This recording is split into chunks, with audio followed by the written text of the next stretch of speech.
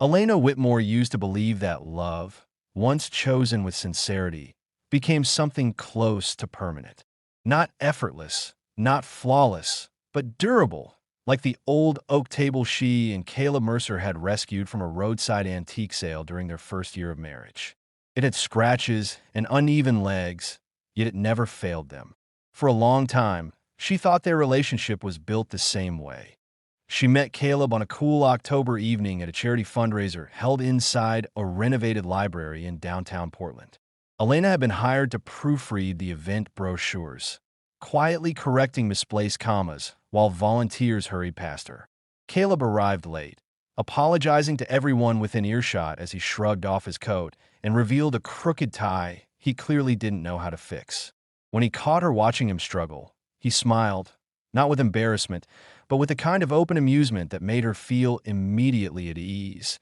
"Is it that obvious?" he asked, gesturing toward the tie. "Only to someone professionally trained to notice details," Elena replied, stepping forward before she could second-guess herself. She straightened the knot with careful fingers. Caleb stayed very still, as though aware that small moments sometimes carried unusual weight. They talked for nearly an hour beside a window, streaked with rain. Caleb spoke about designing buildings that would outlast him. Elena spoke about her love for stories that revealed the hidden layers inside ordinary people. By the end of the evening, it felt less like they had met and more like they had resumed a conversation interrupted years ago. Their courtship unfolded without drama.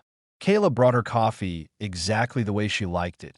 No sugar, a trace of cinnamon, and Elena learned that Caleb whistled softly when concentrating on architectural sketches. They rented a modest apartment filled with secondhand furniture and laughter that startled the neighbors through thin walls.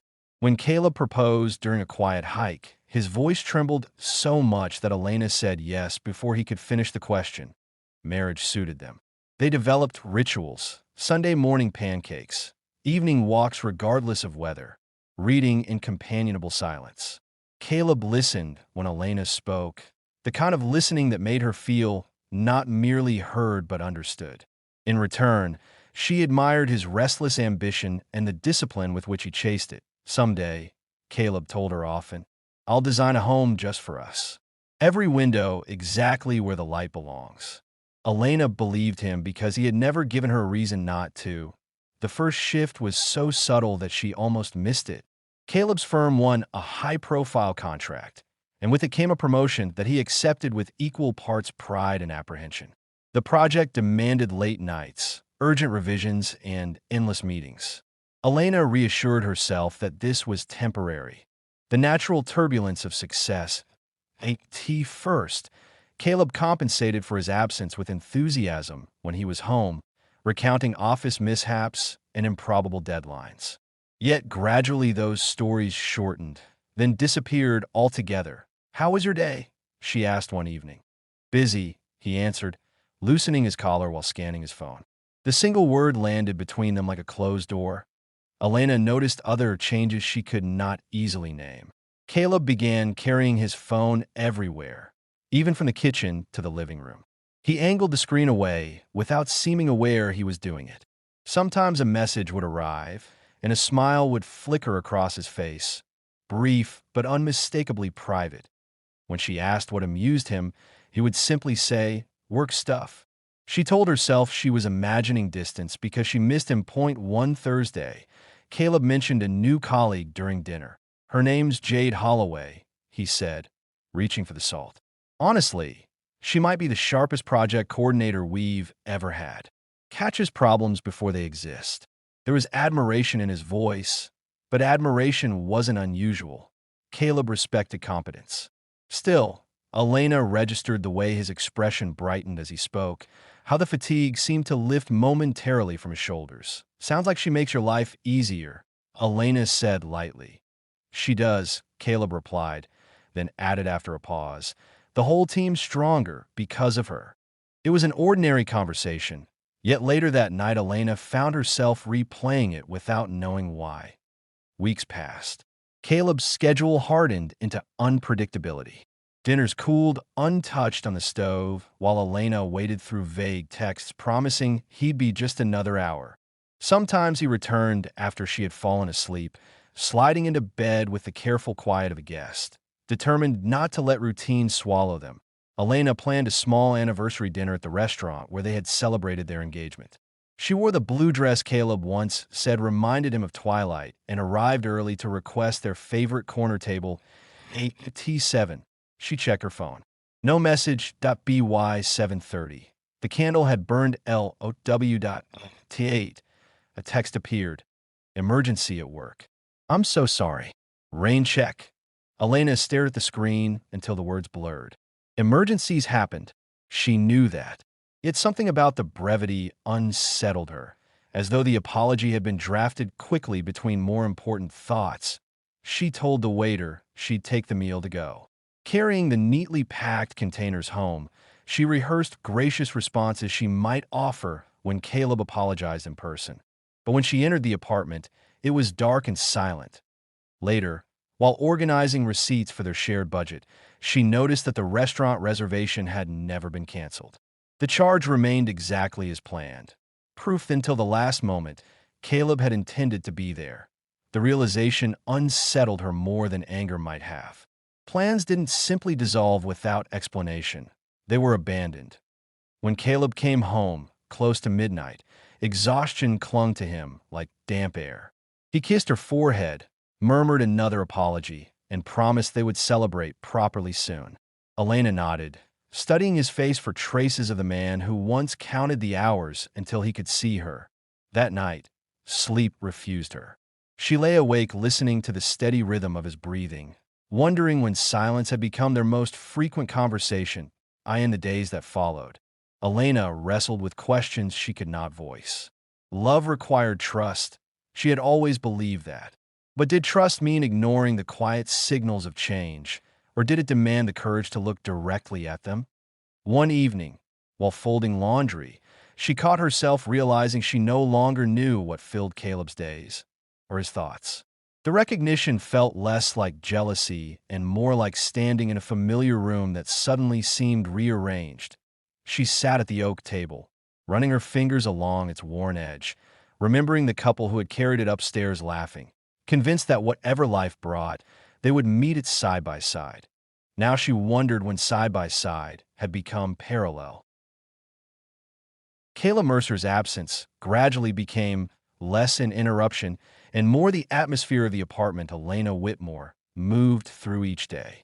His coffee mug remained untouched some mornings, yet his phone charger was always missing. Carried with him like an essential tool, she was no longer permitted to see tea first. Elena fought the unease with intention. She suggested small escapes, an evening walk along the river, a late movie, even a lazy Sunday breakfast. Caleb agreed politely but often canceled, his voice threaded with fatigue. Next week will calm down, he promised more than once. Next week never did. What unsettled Elena most was not merely the time he spent away, but the version of him that returned. Caleb used to enter a room fully, as though whatever occupied his mind could wait. Now he seemed divided, his attention snagged elsewhere. Even while sitting across from her, he would pause mid-conversation to check a vibration only he seemed to hear. One evening, as they cleared the dishes, his phone lit up on the counter. A message preview flashed before the screen dimmed. Jade Holloway. Today meant more than you know. Elena froze, her hand still wrapped around a damp plate. She had no desire to invade Caleb's privacy, yet the words pulsed with an intimacy that felt misplaced in professional correspondence. Caleb returned from the living room, noticed the screen, and turned it face down in a single fluid motion. He didn't appear guilty, only instinctive, like someone protecting something fragile. Everything okay? Elena asked, keeping her tone neutral. Just work, he replied quickly. We solved a major design issue. His explanation might have satisfied her once. Now it felt curated, incomplete. That night Elena lay awake, tracing the outline of a question she wasn't ready to ask. Was she becoming suspicious without cause, or had something shifted beyond her view? Determined not to let doubt harden into resentment, she tried another approach. presence instead of speculation. The following Friday, she cooked Caleb's favorite rosemary chicken and lit a candle, hoping familiarity might draw them back toward each other. When he arrived, nearly an hour late, he paused at the doorway as though surprised by the effort. "You did all this tonight?" he asked. "I missed you," Elena said simply. He smiled, yet the expression carried a distance she could not measure. Throughout dinner, he spoke about deadlines, consultants, structural revisions, never once mentioning Jade, though Elena sensed her absence in the gaps between topics. Halfway through the meal, his phone vibrated again. Caleb glanced at it, hesitated, then silenced the call. "You can answer it," Elena said gently. "It can wait." But his attention had already drifted. The conversation limped forward, sustained more by habit than engagement. Later, while they washed dishes side by side, Elena realized she could predict his movements without feeling connected to them. It was the choreography of strangers who had memorized each other's routines. Days blurred together until one afternoon Elena decided on a small, impulsive gesture. She packed a lunch: turkey sandwiches, fresh fruit, the lemon cookies Caleb loved but always forgot to buy, and drove to his office downtown. The lobby hummed with quiet efficiency, sunlight slanting across polished floors. The receptionist smiled. "You can head up. They're wrapping a meeting." Elena stepped out of the elevator into a corridor softened by low conversation. As she approached the glass-walled conference room, she saw Caleb before he noticed her. He was leaning slightly toward a woman seated beside him, their shoulders angled inward in unconscious symmetry. Jade Holloway matched the image Caleb had sketched in words, composed, alert, with an easy confidence that seemed to organize the space around her. She said something Elena couldn't hear, and Caleb laughed. Not the polite chuckle he offered acquaintances, but the unguarded laughter that once belonged entirely to their kitchen at midnight. The sound rooted Elena where she stood. There was nothing overtly inappropriate in their posture, no touch that crossed an undeniable line. Yet familiarity radiated between them, the kind built not in single moments but across many shared ones. Caleb glanced toward the hallway then, his expression shifting when he spotted Elena. Surprise flickered first, followed by something harder to interpret. "Elena, what are you doing here?" "I brought lunch," she said, suddenly aware of the bag in her hand. Jade rose with professional warmth. "You must be Elena. I've heard so much about you." The words were courteous, but Elena felt oddly like a guest being welcomed into her own story. "Only good things, I hope," Elena replied. "Of course," Jade said with a small smile before gathering her tablet. "I'll let you two catch up." As Jade walked away, Caleb rubbed the back of his neck. "You didn't have to do this." "I wanted to," Elena answered. She searched his face for delight, for the spontaneous affection such a surprise once inspired. Instead, he seemed preoccupied, as though her presence required rearranging the day. They ate together in a break area overlooking the street. Caleb thanked her, complimented the cookies, even reached for her hand, but the gesture felt performed, missing the quiet conviction she remembered. "Things are intense right now," he said. "Jade keeps everything from falling apart." Elena nodded, though something in her chest tightened at the ease with which Jade's name entered the space between them. Driving home later, Elena resisted the urge to dissect every glance she had witnessed. She told herself that admiration between colleagues was natural, that laughter proved nothing. Still, an unfamiliar awareness followed her, a sense that while she had been tending the life they built, another narrative had been unfolding just beyond her sight. That evening, as Caleb showered, his phone buzzed again on the nightstand. Elena tried to ignore it, focusing instead on the novel she had attempted to read for weeks without absorbing a single page. The screen illuminated once more. Jade Holloway. "I don't think anyone understands you the way I do," Elena's breath caught. She didn't unlock the phone. She didn't need to. The message alone redrew the boundaries of what she had been trying not to see. When Caleb emerged, towel draped over his shoulders, she spoke before her courage could falter. "Are you and Jade close?" He stilled. "Close? We work together." "That's not what I meant." A shadow crossed his expression, subtle but real. "Elena, you're reading into nothing. She's important to the project, that's all." "Important." The word echoed long after he turned away to dress. Elena wanted to press further, yet something restrained her, a fragile hope that naming the fear might make it real. Instead, she nodded, letting the conversation dissolve into safer topics. But as they lay in bed, a quiet certainty settled over her, heavy as winter snow. The deepest betrayals rarely announce themselves with spectacle. They arrive softly, disguised as harmless understanding, growing in the spaces where attention once lived. The receipt appeared on an ordinary Tuesday, tucked between utility statements and grocery charges in the shared credit card account Elena Whitmore managed with quiet diligence. At first glance, it seemed unremarkable.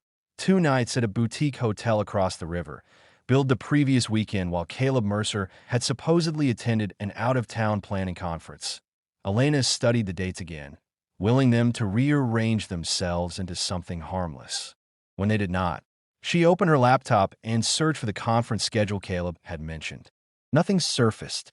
No event, no reservation block, no architectural gathering matching his description. For several minutes, she simply sat there, listening to the faint hum of the refrigerator, aware that her life had divided itself into two versions, the one she had trusted and the one quietly revealing itself. When Caleb returned that evening, he found her at the oak table, the receipt placed neatly between them, like an artifact awaiting interpretation. "What's this?" she asked, her voice steady enough to surprise them both. He glanced down, and in that fractional pause, Elena saw recognition before he masked it. That, he said carefully, was for a client situation. "Last-minute issue. I must have forgotten to explain. You told me you were at a conference." It was easier than getting into details. The answer slid across the surface of the truth without touching it. "Elena," Caleb added, reaching for composure, "it didn't mean anything." She hadn't asked yet, but the words told her everything that the long silence gathered. Finally, she said, "Were you alone?" Caleb exhaled slowly, as though surrendering to a gravity he could no longer resist. No, the single syllable fractured something invisible yet foundational. Was it Jade? He closed his eyes briefly.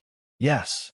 Elena waited for anger to arrive, but what filled her instead was a profound stillness, like the hush after heavy snowfall. "How long?" she asked. "It wasn't supposed to become this," he replied, his voice threaded with remorse. "We show up early, stay late. You start sharing things, stress, ideas, frustrations." She understood the pressure I was under. "Understood too," Elena said quietly. "I know." His shoulders sagged. But with her, there were no expectations. Just admiration. It felt uncomplicated. The word struck her with unexpected force. Their marriage, years of shared decisions, sacrifices, tenderness, reduced to something less appealing because it required care. "So you chose uncomplicated," she said. "I didn't choose it," Caleb insisted weakly. "It just happened." "Nothing," Elena thought, "just happens." Every betrayal is assembled from smaller, permitted steps. "Do you love her?" she asked, surprised by her own need to know. Caleb hesitated long enough to answer without speaking. "I don't know what I feel," he admitted. "I only know I never meant to hurt you." The statement lingered between them, sincere yet insufficient.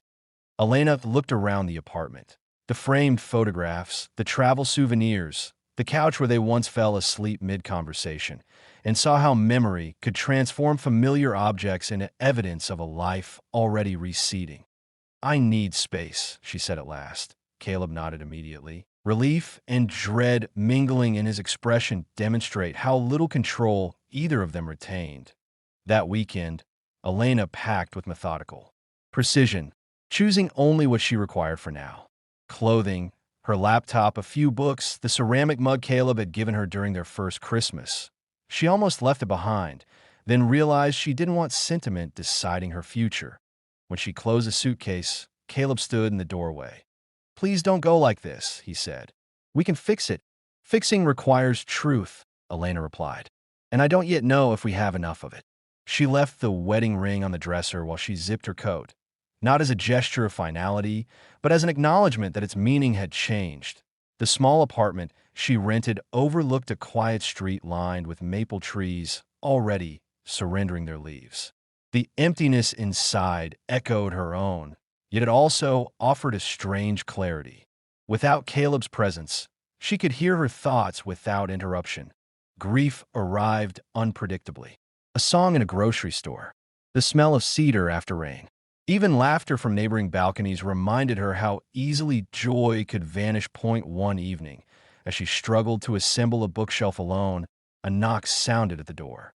Noah Bennett stepped in carrying takeout and the unobtrusive steadiness he had offered since their college days. "You don't have to narrate everything," he told her after she summarized the situation with restrained composure. "But you don't have to carry it silently, either." "I keep wondering what I missed," Elena admitted. "Was there a moment I could have stopped this?" Noah shook his head. "Someone else's betrayal isn't proof of your inadequacy. It's proof of their decision." The simplicity of the statement loosened something tight inside her chest. Meanwhile, distance stripped the Mercer house of its warmth. Caleb discovered that regret was less dramatic than he had imagined. It lived in mundane absences, the untouched side of the bed, the quiet mornings without Elena humming while making coffee. He saw Jade differently now, too. Without secrecy, lending their connection urgency. Their conversations revealed ordinary edges. She was perceptive, yes, but she was not the life he had built. One afternoon, she said gently, "You're somewhere else lately." "I made a mess of things," Caleb replied. Jade regarded him with measured calm. "Then decide what matters enough to repair." Her lack of possessiveness unsettled him more than jealousy might have. Weeks passed before Caleb wrote Elena a letter. Not a text, not an email, but ink on paper, each word deliberate. He did not defend himself. He described the gradual drift, the ego he had mistaken for vitality, the cowardice of avoiding difficult conversations. Whether forgiveness was possible, he wrote, was hers alone to determine. Elena read the letter twice, noticing how accountability sounded different from apology. Yet trust, once fractured, did not respond instantly to sincerity. One cool morning, she returned briefly to the house while Caleb was at work, intending only to gather a few remaining items. Sunlight spilled across the bedroom floor, illuminating the dresser where her wedding ring still rested. She reminded herself that love was not proven by endurance alone. It required protection from both people. After a long moment, Elena slipped the ring into her coat pocket, not back on her finger, but no longer abandoned either. Outside, the wind carried the sharp scent of approaching winter. She walked to her car with measured steps, aware that the next chapter of her life would not be dictated by what had been broken, but by what she chose to build from it. Winter arrived without ceremony, laying a pale stillness over the city that Elena Whitmore had begun, cautiously, to claim as her own again. From the window of her small apartment, she watched early frost gather along the branches of the maple trees, their silhouettes delicate but enduring. There was something quietly reassuring about their persistence. They did not resist the seasons. They survived them. In the months since leaving the house she once shared with Caleb Mercer, Elena had learned that healing rarely announced itself in grand transformations. Instead, it appeared in modest victories. The first full night of uninterrupted sleep, the return of her appetite, the afternoon she caught herself laughing at a novel she was editing and realized the sound no longer startled her. Work helped. Stories had always been her refuge, but now they also became a mirror. She found herself drawn to manuscripts about resilience, about characters who discovered unexpected strength after betrayal. Each page reinforced a truth she was slowly accepting. Pain could reshape a person without erasing who they were. On Saturday mornings, she walked to a nearby cafe where the barista memorized her order after only 2 visits. The predictability comforted her. She no longer checked her phone with the restless anticipation that had once accompanied Caleb's unpredictable schedule.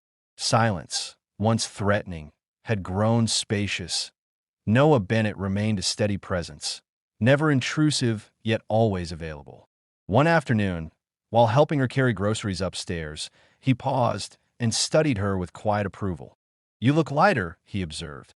"I feel clearer," Elena replied after considering the distinction. "Not untouched, just less lost." Clarity, however, did not simplify everything. Caleb's letter rested in her desk drawer, its edges softened from repeated reading. True to his word, he had respected her request for distance, contacting her only once to confirm she was safe after a severe storm swept through the region. Then, early in January, another letter arrived. Inside was a single sheet of paper that "I've started therapy," Caleb wrote. "Not to persuade you of anything, but because I finally understand that avoiding hard truths is what brought me here. Whether we rebuild or part, I want to become someone capable of honesty." Elena noticed the absence of pleading. There was no request for immediate forgiveness, no urgency disguised as remorse. Just accountability, quiet and unadorned. She waited 2 weeks before agreeing to meet him. They chose neutral ground, a conservatory on the edge of the city where glass walls held winter at bay. Sunlight filtered through the ceiling, warming the paths between dormant flower beds. When Caleb approached, Elena saw change before he spoke. Not dramatic, not theatrical, simply a gravity that had replaced his former restlessness. "Thank you for coming," he said. She nodded. "I wasn't sure I would." They walked slowly, the hush of the space encouraging honesty. "I ended things with Jade," Caleb said after a moment. "Not because the consequences frightened me, but because I finally saw the difference between being admired and being known. What we have, isn't replaceable." Elena absorbed the words without rushing to respond. "I don't expect you to trust me," he continued. "Trust isn't requested, it's rebuilt. If you decide your life is better without me, I'll accept that. But I needed you to know I see my failures clearly now." "What changed?" she asked. "Losing the ordinary moments," Caleb replied. "I used to think love was proven in milestones, anniversaries, plans, big promises.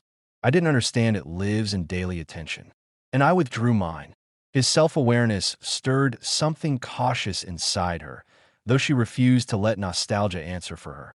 "I loved you with certainty," Elena said. "When that certainty broke, I realized something important. I had built too much of myself around us. I won't do that again with anyone." "You shouldn't," Caleb said softly. They stopped beside a bench warmed by a thin ribbon of sunlight. "For a long time," Elena went on, "I believed endurance was the same as devotion. Now, I know devotion also requires boundaries. Loving someone can't mean disappearing." Caleb nodded, his expression steady. "If there's any path forward, it has to honor who you are, not who I assumed you'd always be." She studied him, searching for the familiar instinct to lean toward him, to smooth the space between them.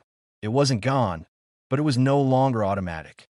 That, she realized, was growth. "I'm not the same woman who watched you walk through the door every night," she said. "And you're not the same man either. Whatever happens next can't be a return. It would have to be a beginning." Hope flickered across his face, tempered by restraint. "Then maybe we begin slowly. Conversations. Honesty. No assumptions." Elena considered the idea without committing to it. The future did not demand immediate definition. They spoke for nearly an hour, about therapy, about the quiet loneliness they had both faced, about the uncomfortable work of examining themselves without defensiveness. For the first time in years, neither hurried the difficult parts. When they finally stepped outside, the air carried the sharp promise of thaw beneath the cold. "I kept my ring," Elena said unexpectedly. Caleb looked at her, surprised but careful not to misread. "I don't wear it," she added, "but I didn't throw it away either. It reminds me that love is not something you guard once. It's something you choose repeatedly." He swallowed, emotion briefly overtaking composure. "Thank you for not closing the door completely." "I didn't say it was open," Elena replied, though her tone held no cruelty. "Only that I'm willing to stand here and see what's on the other side." They parted without touching, yet the distance between them felt different from before. No longer the silence of avoidance, but the pause of two people deciding with intention. That evening, Elena returned to her apartment as twilight settled gently across the street. She placed the ring inside a small wooden box rather than hiding it away, then opened her laptop to begin editing a new manuscript whose first line caught her immediately. Sometimes the life you rebuild becomes stronger than the one you lost. She smiled faintly, recognizing the truth in it. Across the city, Caleb stood at the window of the house that no longer felt entirely like his, aware that redemption was not a single act, but a pattern he would have to live consistently, whether Elena witnessed it or not. Neither of them knew what shape their story would take from here: reconciliation, friendship, or a respectful farewell. Yet for the first time since everything fractured, the future felt less like a verdict and more like an unwritten page, and somewhere within that uncertainty lived a quiet, resilient possibility. That real love, once tested, is not defined by perfection, but by the courage to grow beyond the moment that nearly ended it.